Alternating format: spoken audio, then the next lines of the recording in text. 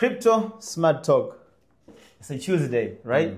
Siku ya machaguo. Yeah, siku ya machaguo. Mambo vipi? Salama kaka. Salama kabisa. Niko poa kabisa. It's been a while hajafanya conversation ya kuweza kuwasanua watu wa kipindi kile cha mambo ya pai. Yeah. Watu wakatujia kwenye peji zetu. Wewe mnatuzuia siku ama milionea, sijui wameshia wapi wale jamaa.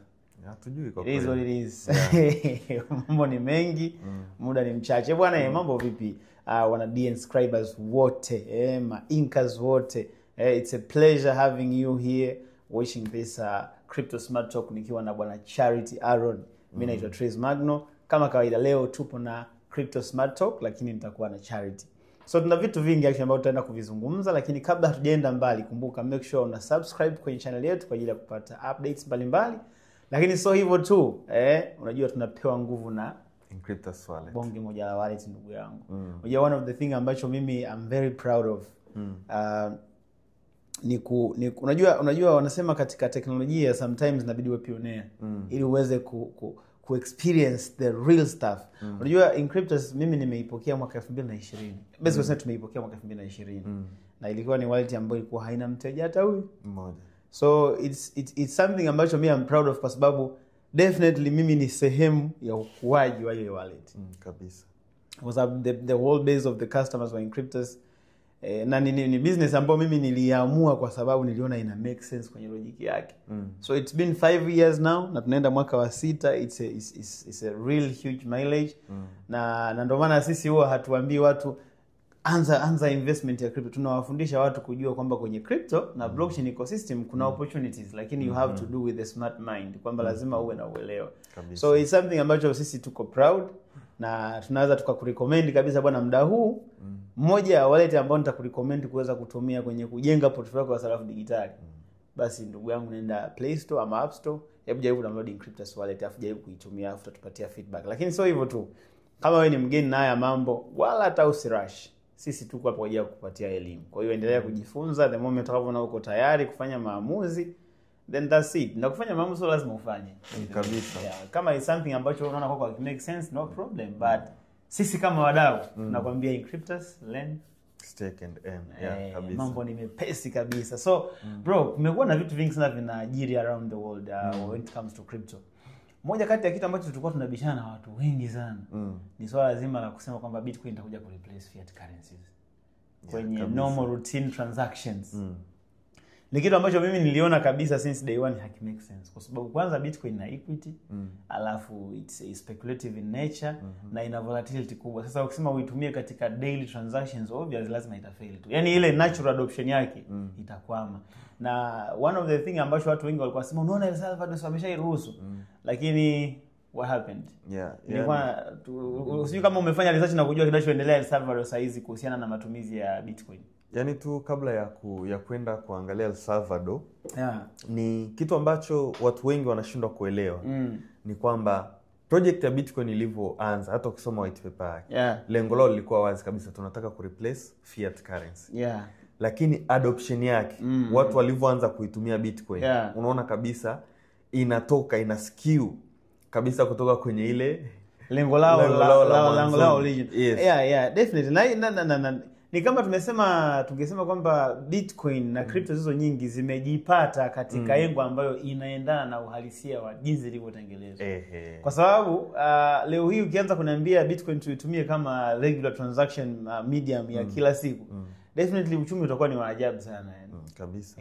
Kwa sababu yani Bitcoin yani kama kwa mfano USDT, you can say it's fine. Kabisa, inawezekana. Kwa sababu unaona kabisa inavyo behave, it's stable and all that. It's making sense. Lakini wewe Bitcoin leo ufanye mauzo ya milioni 200, kesho uamke Bitcoin na worth $70,000, mara iko $80,000, mara $100,000, utafanyaje biashara? Hapana. Ni ngumu. Kwa hiyo uchumi utakuwa hauko stable, na ndio maana unakuta watu wengi wameamua kuiadopt katika mfumo wa asset, lakini sio a daily routine as a regular tender for transactions. Kwa sababu haya tukiangalia El Salvador saizi it's not yani wameiacha tu kwamba ni legal tender, lakini nobody is using it for transactions. Kabisa. Na wao serikali ya El Salvador wanaitumia kama reserve, wananunua for reserve. Na ile swala zima la kusema kwamba saizi wanaruhusiwa kulipa kodi kwa kutumia Bitcoin, it's no longer there. Wame back off. You cannot pay the tax by using Bitcoin anymore. Kwa hiyo yani it's not possible actually, it's not possible. So tunaendelea pale pale kuweza kuwasisitiza watu bwana, tunaofanya vitu tusifanye kwa kukariri vitabu vimeandika kitu gani. Sometimes inabidi wewe mwenyewe unaangalia uhalisia nini kinachoendelea, kwa sababu adoption ya crypto inatokea kipindi ambacho sisi tunaona adoption hii hapa. So why you rely kwenye vitabu na wakati unaona uhalisia uko wapi? So sisi kama DN Academy of course tunaamua kufocus na what is really on the ground. Hatuamui kufocus na vitabu vinasema nini. And sometimes tunataka watu pia wajifunze kupitia sisi. Na ndio maana unakuta tunajitahidi kuweza kupenetrate kwenye markets tofauti. Like last week tulikuwa Dubai kwenye Crypto Expo na hatukwenda kama spectators, tume input kitu ambacho yes watu wanaona kabisa kwamba hao jamaa kuna kitu ambacho wanakijua. Yeah, so basically we need to know kwamba blockchain kama kawaida ni infrastructure ambayo imetoa access ya kutengeneza assets za aina tofauti au tuseme imetoa mfumo wa msingi wa kutengeneza huduma tofauti. Ndio maana unakuta USDT imetengenezwa katika mfumo wa cryptography na run kwenye blockchain, lakini that is money. It's okay. G-token ni government bonds za Thailand zimetengenezwa katika mfumo wa nini? Blockchain. Bitcoin, Ethereum tunasema hizo ni asset ambazo zinafanya backing ya innovation fulani nyuma yake. Kwa hiyo blockchain haina mipaka. Yeah, when you talk about blockchain, not necessarily you should talk about money. Inaweza kuwa ni asset, inaweza kuwa ni token na vitu vingine kama meme coin, NFT and much more. So anything can be declared as long as kinaweza kujengwa katika mfumo wa computer ambao tunaita cryptography na karani kwenye blockchain either kwa kutumia smart contract or whatever, lakini tuna categories tofauti za crypto. Yaani nikisema crypto uwezo kalazimisha kila crypto iwe money. Kuna crypto asset, kuna crypto token ambazo ni kama hizo bonds. Kwa kutakuwa na crypto bonds, kutakuwa na nini, lakini anyway crypto bonds whatever ni kama tunazita ni assets. Kwa sababu tunaona Thailand wameruhusu payments za digital zitumie USDT, lakini wamedigitalize bonds zao za serikali. That's it. El Salvador wanajenga reserve ya Bitcoin, lakini huoni wakifanya matumizi ya crypto kama for regular payment. So lazima tujue hizi crypto zina categories zake ambazo zina fit kwa matumizi, na hata adoption yake ndio inatoa clear usability ya kwamba hii kitu ina fit sehemu gani. Kabisa. Kabisa. Yaani hilo swala tulisha kusikilizaga mtu mmoja anasema kipindi kile. Anasema kwamba Bitcoin wakati haijaanza kuwa regulated hivi level inavyokuwa regulated sasa hivi. Anasema mtu ulikuwa una uwezo wa kununua Bitcoin ilivyokuwa 100,000. Ikashuka mpaka labda let's say kipindi kile ilifika 79,000, 70,000 ikashuka mpaka 10,000. Anasema unaweza ukauza Bitcoin zako alafu ukazinunua tena hapo. Kwa ile drop ya kutoka 69,000 mpaka 50,000 wewe ukaziandika kama losses za mwaka. Umeona? Okay. Sasa muda ulivyozidi kwenda regulation zikagundua hivyo vitu. Kwa hiyo wakazuia kitu kama hicho. Kama mtu unaweza ukanunua Bitcoin 69,000 ukauza 15,000 ukaandika kwamba umepata loss ya hiyo, kwamba wewe haukuuza. Uliuza na kuuza na transaction. Nasema kwamba kwa serikali utasema wewe ulikuwa umezimiliki zikiwa bei zimeshuka mpaka bei fulani. Na sio tu kumiliki. Yaani ulinunua ikiwa 69,000. Unaiuza ikiwa 15,000, unafanya muamala unauza na kununua hapo. Lakini muamala utakao urecord ni ule muamala wa kufanyaje? Wa kuuza. Na ule wa kununua uto record separately. Kwa hiyo una log kama umepata loss. Na watu wengi walitumia hiyo loophole mpaka hizi kwa wale nchi ambazo wana personal tax wakakataa hicho kitu. Kwa hiyo by the way unakuta kwa mfano kwenye balance sheet siku hizi hata ukiangalia last time SEC walitoa ile ya kusignify value. Walikuwa wanasema kama hata mabenki wakiwa wanakaa na Bitcoin za mtu na nini, walikuwa wanatakiwa wana record value. Yaani kwamba wanaweka asset kiasi fulani na value kiasi fulani. Sasa ilikuwa ni tabu. Yaani kila wakati unakuna change ile balance sheet yako yani rapidly. So baadaye wakaja wakaruhusu kwamba ibaki yetu kwamba unamiliki asset Bitcoin kadhaa. Kama ambavyo unakuwa kwenye hisa na kadhalika. Kwa sababu you cannot be changing your balance sheet every second. Bitcoin is too volatile. Na ndio maana it does not fit for the regular daily transactions. Ni ngumu. So that's it jamani. Ni swala la kujifunza kupitia what's really happening on the on the real ground. Si kwamba unaangalia tu vitabu, hapana. Vitu huwa vinajiregulate. Yaani unaweza sana wewe umetoka zako na akili zako za Ulaya, unajua sasa si wazungu tunafanya hivi na ukifika Afrika itabidi uswitch uishi kama Mwafrika ili uweze kufit na maisha. That's how it happens with these new technologies ambazo zinakuwa innovated kwenye jamii zetu. Kabisa. So that's about El Salvador. Na unajua watu waga wafuatilie taarifa kwa sababu hata kwa mfano Central Africa watu wanasema Central Africa ndio nchi pekee ambayo inatumia Bitcoin kama legal tender, na kati ilishakataliwa kitambo, yani ilishindikana kitambo huko. So ni kitu kigumu. Ni kitu kigumu, na ndio maana nakuta El Salvador, Central Africa wakaamua kuja na kwenye Sango coin ikafeli, lakini wakaja tena na hii meme coin CAR meme.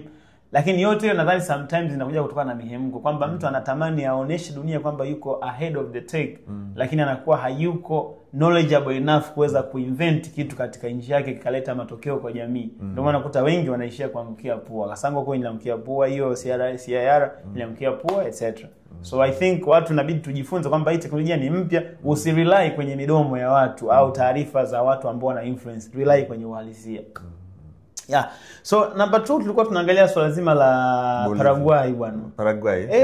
Unajua ndio hiki tunasema kila siku watu wakiwa wanaona taarifa inabidi wao wana uwezo wa kureason kabla ya kuzichukulia hatua. Account ya Twitter ya rais wa Paraguay ilikuwa compromised juzi. Jana I think. Mtu akapost pale bwana, kuanzia leo Paraguay Bitcoin legal tender na tunatengeneza strategic reserve ambayo itaruhusu watu wengine kufanya investment na akaweka na address pale. Lakini sasa ukiangalia mchakato wa kuruhusu matumizi ya kitu fulani kulingana kitu fulani, huwa rais asemi tu from nowhere.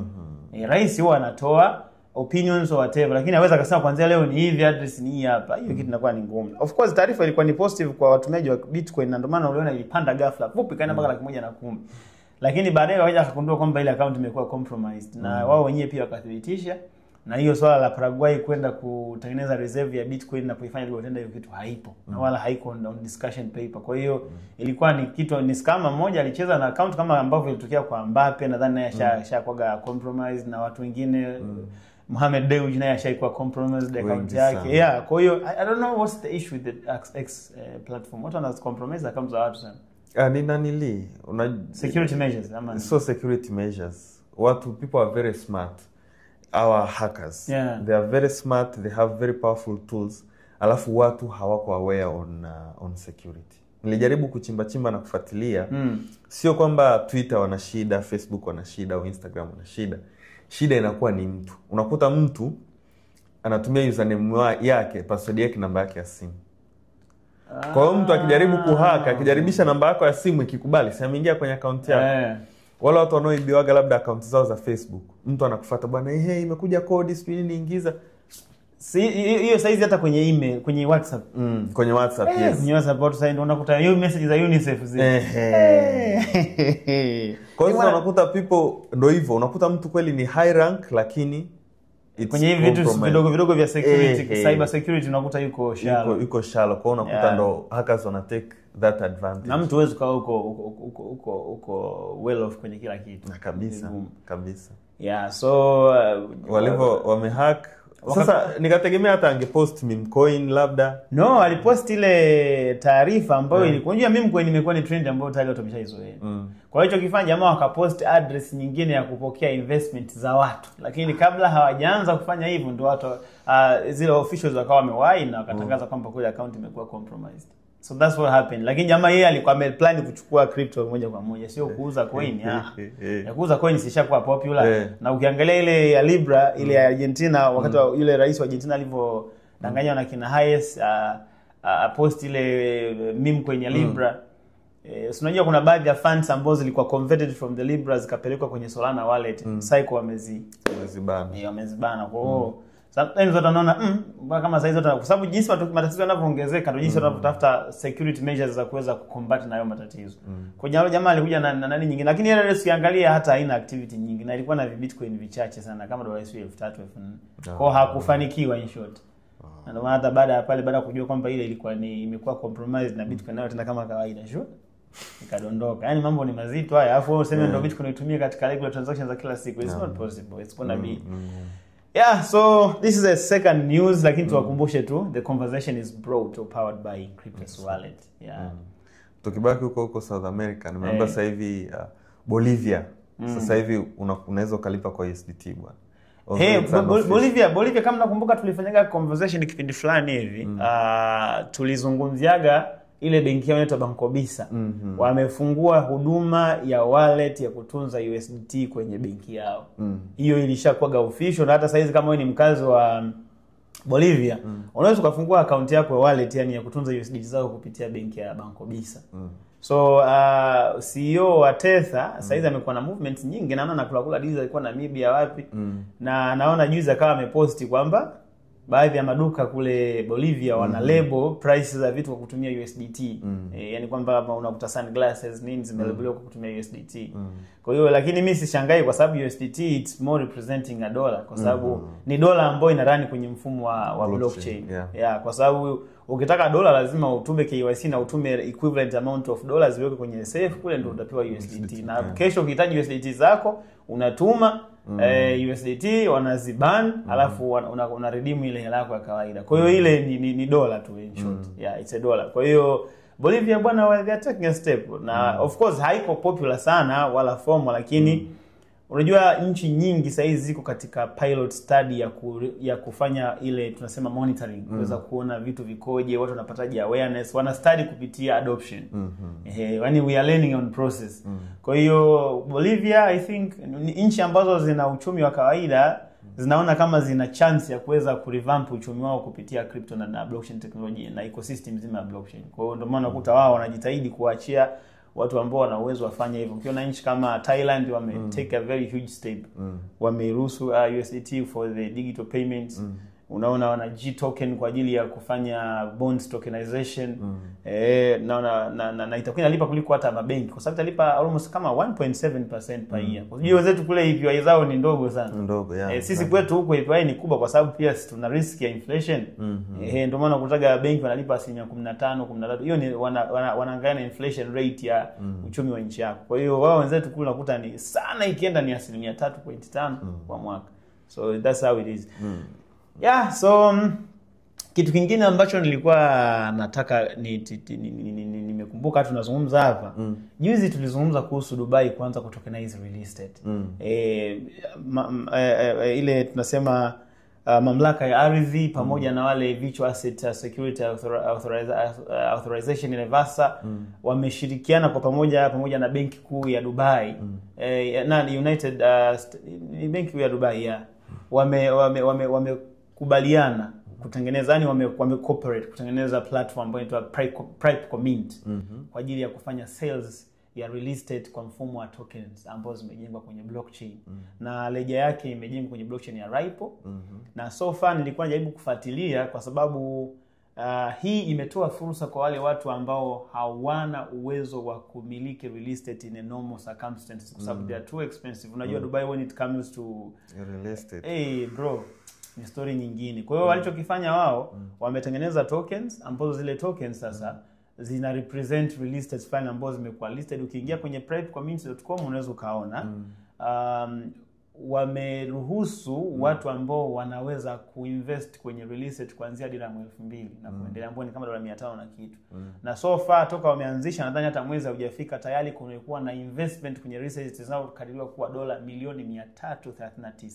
Na 70% ya watu wote ambao wameinvest kwenye tokenized real estate ni watu wapi ambao hawajawahi kuinvest kwenye real estate before. Which means hii imetoa scope kubwa sasa kwa wale watu ambao pia walikuwa wanawiwa kuinvest kwenye real estate lakini hawana uwezo wa kutoa mamilioni ya dollars, mamilioni ya dirham. Sasa wanaweza kuinvest in a small portions kwa sababu kama 70% ya waliotoa dola milioni 339 hawajawahi kuinvest kwenye real estate, that means tokenization ndio imeplay part kubwa kwenye kuleta hivyo vitu. Yeah, na kama unakumbuka wakati tunaanza kujifunza hii teknolojia ya blockchain, lengo kubwa ilikuwa ni kuletaga accessibility. Yeah, definitely.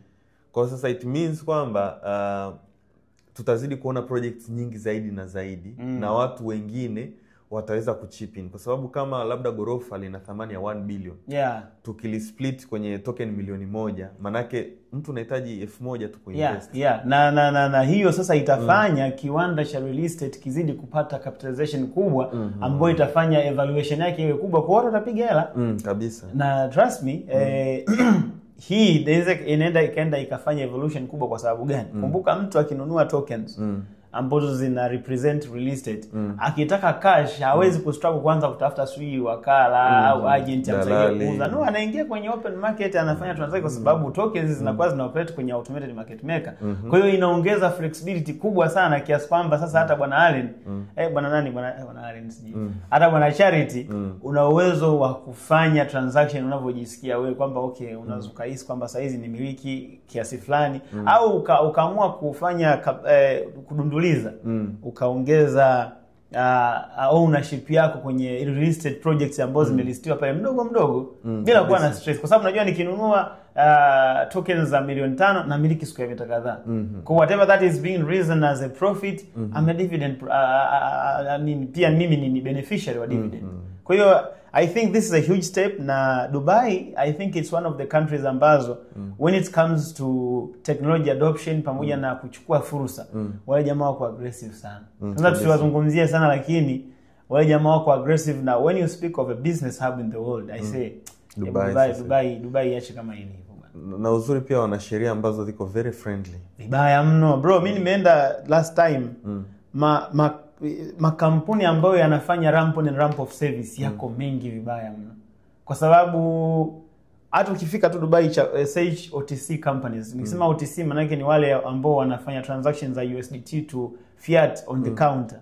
OTC maana yake ni on the counter. Na ramp on ramp off service maana yake ni ile kutoa hela kwenye crypto kwenda kwenye fiat kwenda kwenye crypto. I say kuna ofisi, yani zile physical ziko nyingi sana. Nyingi, yani uwezo kufika na crypto Dubai ukaanza kustruggle kwenda sehemu ya exchange. Hiyo kitu haipo. Kwa hata tulivyokuwa kwenye expo pale, kuna watu wenyewe walikuwa wanazunguka tu kwamba bwana sisi tuna huduma ya kununua na kuuza crypto. So it's something ambacho kwa wao ni advantages, na I believe hata sisi natakiwa tujifunze. It's not about what you see, you have to learn what's happening on the ground. So we are in the smart talk ya crypto inayoletwa kwa DN Academy powered by Encryptus Wallet. Na unapozungumzia digital entrepreneurship, ndugu yangu, kama kwenye simu yako hauna Encryptus Wallet, you are making a joke. Kabisa. Kwa sababu tunajua wallet ziko nyingi zaidi ya 600 huko, sawa. Lakini bwana, moja kati ya wallet ambazo ukiwa nazo unaweza kuwa unatabasamu muda wote basi ni Encryptus. User friendly, huduma za kutosha. Ununui coins zako kakaa nazo tu. Una huduma za staking pale, kuna gaming inside. So we have a lot of services inside ambazo mtu kitumia uboeki yani. Ni kawaleti fulani hivi ambako kana maunyama mengi sana. Yani Kiyosaki anasema let money work for you, lakini in Encryptus tunasema let crypto work for you. Kabisa. Exactly.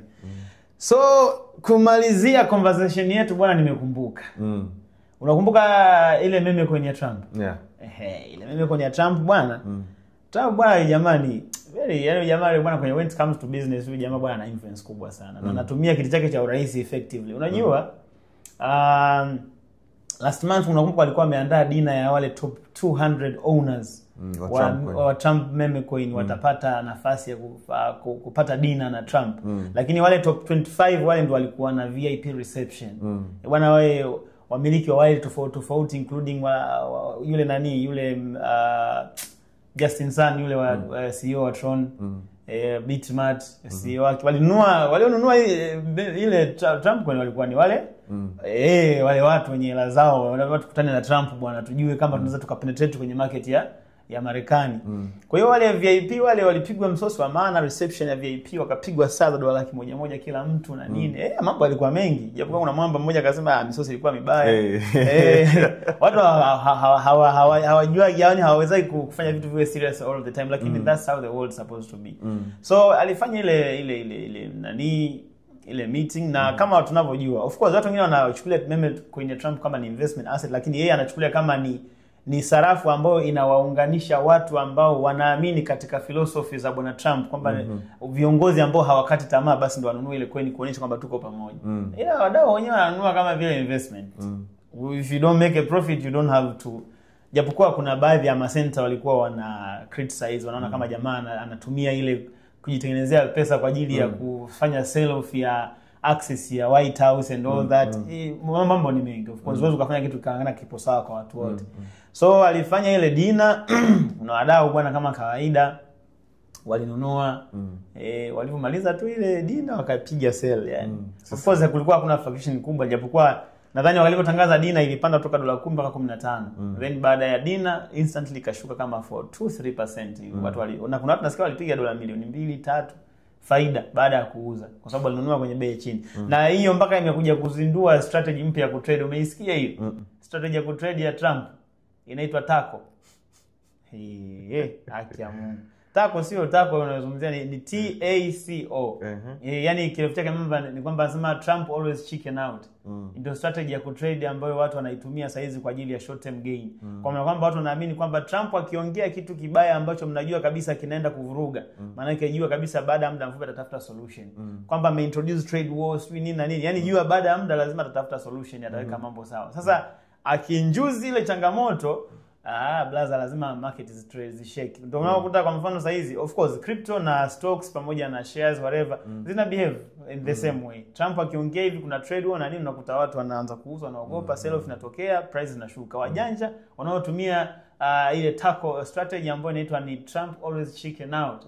Wananunua sana pale. Wanajua baada ya muda Trump ataweka mambo sawa. Akiweka mambo sawa kama kawaida sure ngoma zinapanda. Kwa watu wameitemu kama ni strategy kwamba Trump bwana muda yani kuna yani akisababisha mavumbi lazima atatafuta namna ya kufuta mavumbi hayo.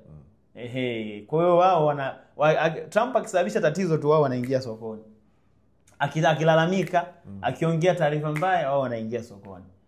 Akimaliza tu wanajua mambo mazuri yatakuja. So kuna watu kadhaa ambao wamekuwa wakicapitalize kwenye hiyo, lakini kwa sisi wengine ambao hatutrade na hatuna short term strategy tunaonaga kama vile tuendelee kushare kama ni kitu ambacho kipo, lakini I think the safest way ya kuinvest kwenye crypto ni kuwa na long term perspective. Hii ya kuanza kufikiria short term hii utajipa stress ambazo hazina ulazima kabisa.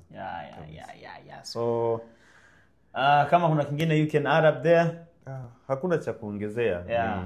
Ni kuzidi tu kuwakumbusha watu watazamaji wetu wa DNA Academy ni kwamba hii industry bwana inahitaji utulivu, unahitaji kujifunza na pia ni vizuri sana ukajua unachofanya.